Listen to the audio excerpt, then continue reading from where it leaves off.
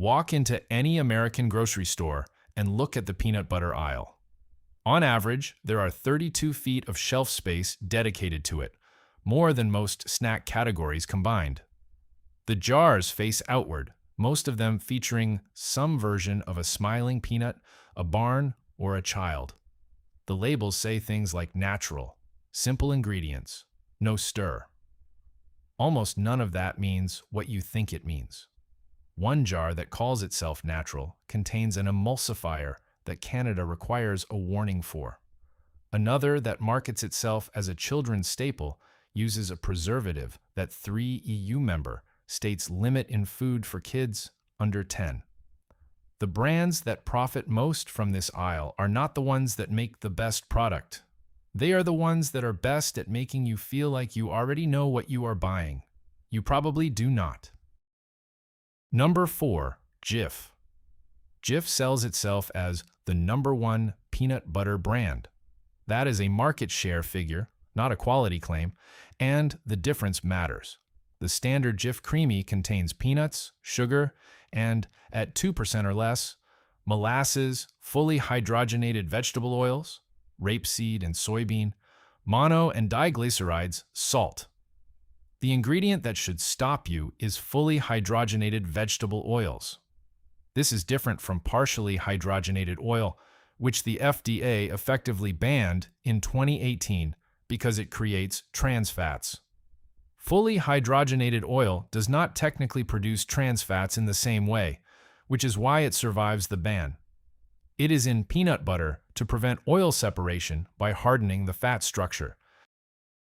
Mono and diglycerides serve the same function through a different mechanism and are not required to be counted toward trans fat totals on the nutrition label, even though the Center for Science in the Public Interest flagged them in 2023 for allowing manufacturers to claim 0 grams trans fat, while including emulsifiers with overlapping biochemical properties.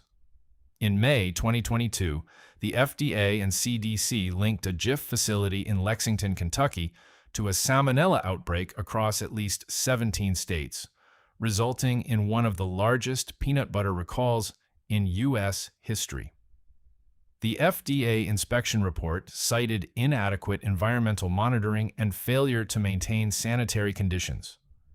Smucker settled with affected consumers. The Lexington plant resumed production after remediation. None of that appears on the label. What does appear? No stir needed. Made possible by those same stabilizing additives. Number 3, Peter Pan. Peter Pan has passed through more corporate hands than most consumers realize. Swift and Company created it in the 1920s. Conagra eventually owned it. Treehouse Foods bought it in 2017. Post-consumer brands acquired it from Treehouse in 2021 for approximately $110 million. Each transaction affects manufacturing contracts, sourcing standards, and quality control budgets in ways the label never reflects. What is documented? In 2007, Peter Pan peanut butter produced at a Conagra plant in Sylvester, Georgia, was linked to a Salmonella typhimurium outbreak. The CDC connected to more than 700 confirmed cases across 47 states. The plant had a leaking roof. Internal Conagra records reviewed during litigation showed the company had Salmonella-positive test results from the facility dating back to 2004 and continued production. The brand never recovered its pre-outbreak market share. The standard Peter Pan Creamy contains peanuts, sugar, hydrogenated vegetable oil, cottonseed, soybean, and rapeseed oil, and salt. Cottonseed oil is worth a specific note. Cotton is not classified as a food crop by the FDA, which means it falls under EPA agricultural rules rather than food safety standards. A 2019 Environmental Working Group analysis noted that cottonseed oil can carry trace pesticide residues at higher concentrations than oils from food-classified crops. The FDA has not set specific action levels for these residues in processed cottonseed oil. Peter Pan also sells a natural line. It drops the hydrogenated oil but adds palm oil, sourced from supply chains the U.S. Department of Labor has flagged for labor practice concerns in some regions. The front label says natural. The back label lists palm oil. Neither explains where it comes from. Number 2. Skippy. Skippy is the second largest peanut butter brand in the U.S. by volume. Hormel Foods acquired it from Unilever in 2013 for $700 million. The standard Skippy Creamy contains roasted peanuts, sugar, hydrogenated vegetable oil, cottonseed, soybean and rapeseed oil, and salt, a formula nearly identical to Peter Pan. Where Skippy becomes more specifically concerning is its reduced fat line. Skippy reduced fat. Creamy lists peanuts, corn syrup solids, sugar, pea protein, fully hydrogenated vegetable oils, salt, molasses, mono and diglycerides, and magnesium oxide. When fat is removed, something replaces it. Here, that is corn syrup solids combined with pea protein. The result has less total fat per serving, but more sugar, more sodium, and a significantly longer ingredient list. The reduced fat claim is accurate under FDA rules, which only require 25% less fat than the reference product. The rules say nothing about what replaced it.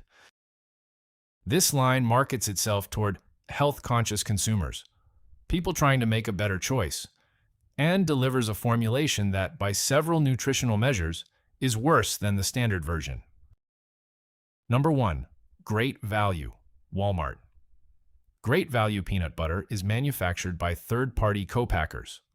Walmart does not disclose which ones in its public filings or on its labels because it is not required to under current FDA rules. The manufacturing origin of your specific jar may vary by region, by production run, and by year. The same label can be attached to peanut butter from different facilities with different quality standards, and you have no way of knowing which one you are buying. The ingredient list reads peanuts, sugar, hydrogenated vegetable oil, cottonseed, soybean and rapeseed oil, salt. Nearly identical to Skippy and Peter Pan. The concern here is not the formula, it is the supply chain opacity. When the 2022 Jif recall occurred, Walmart pulled some Great Value SKUs as well, because certain products shared manufacturing facilities with Jif. The FDA recall notice listed Great Value product codes alongside Jif codes.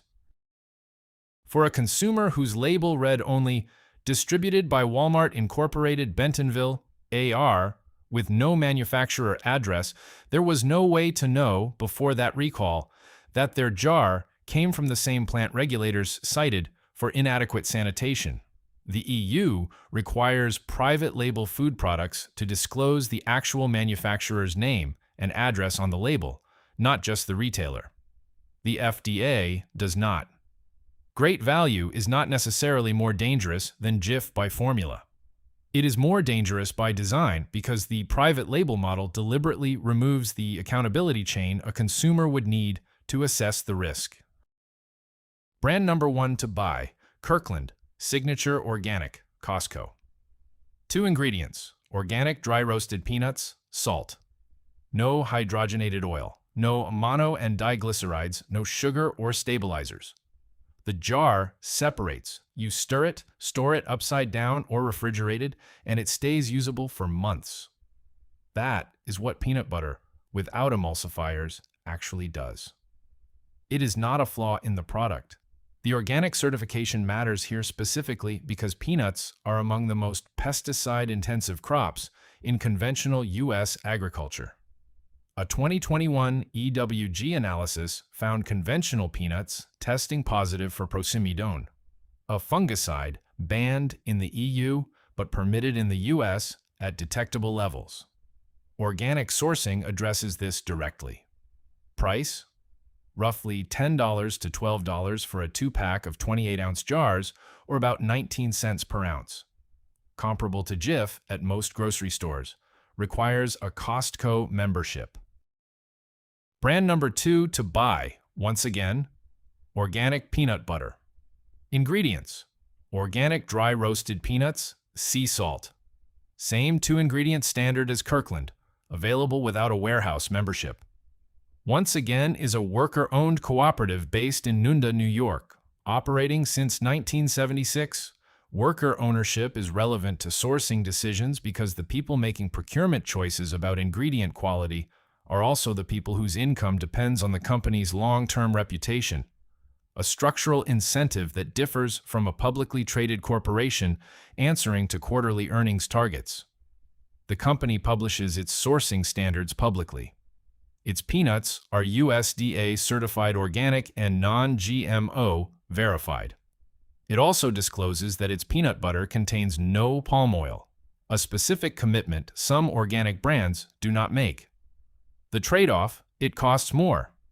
A 16-ounce jar runs approximately $7 to $9 depending on retailer, which is roughly 44 to 56 cents per ounce compared to Jif's 25 to 30 cents. It is available at Whole Foods, Sprouts, and through Amazon. If the Costco membership is not practical, once again is the clearest like-for-like alternative with a fully transparent supply chain. The peanut butter aisle has 32 feet of shelf space, and most of it is built around the same 3 or 4 additives, moving between the same corporate owners, with labels designed to look different from each other while containing nearly identical formulations. The 2 products that cleared this review did so by doing less, fewer ingredients, disclose sourcing, no stabilizers. That simplicity is not a marketing position. It is just what peanut butter looked like before food manufacturers decided that oil separation was a problem worth solving with emulsifiers. Check the back of your current jar. If the ingredient list runs past peanuts and salt, you now know exactly what each addition is there to do.